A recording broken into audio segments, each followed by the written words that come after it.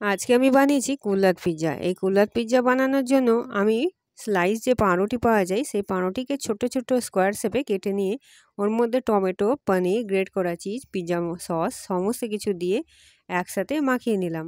মাখিয়ে নেওয়ার পর ওর সাথে আরেকটু চিজ অ্যাড করে আমি মাটির যে ভাঁড়টা ছিল সেই ভাঁড়ের মধ্যে ওটাকে ভালো করে ভরে ওপর থেকে আরেকটু চিজ ভরে দিলাম, আর তার উপরে একটু সিজনিং দেওয়ার উপরে আবার আমার কাছে একটা স্লাইস চিজ ছিল, সেই স্লাইস চিজ দিয়ে ওটাকে আমি পুরো ভালো করে কভার করে আর তার উপরে আরেকটু পিৎজা যে মশলা সিজনিং হয় সেগুলো আবার ঢেলে দিলাম।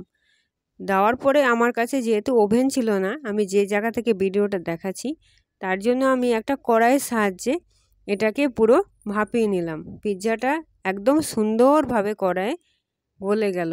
তারপরে এত সুন্দর হয়েছিল খেতে, সেটা আপনারা নিজের চোখে একটু দেখে নিন।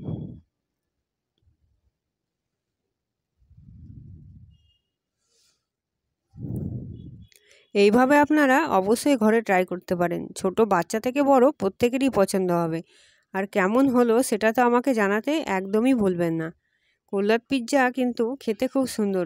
আমি এর আগেও ঘরে অনেকবার ব্রেড পিৎজা বানিয়েছি, আর যেটা ডমিনোজে পাওয়া যায়, যেটা মানে বেসের উপর যেটা করতে হয় সেটাও করেছি। চকলেট পিৎজার ভিডিও আমার কাছে আছে, যদি আপনারা চান আমার পুরনো ভিডিওগুলো দেখলে আপনারা বুঝতে পারবেন আমি কিভাবে ওগুলো বানিয়েছি।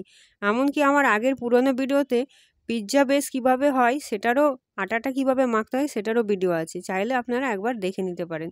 এই দেখুন বানানোর পর কি সুন্দর হয়েছে, পুরো চিজটা কড়াইয়ে দেখুন বানিয়েছি, কিন্তু কি সুন্দর তাই না? কেমন লাগলো অবশ্যই জানাবে। ততক্ষণে ভালো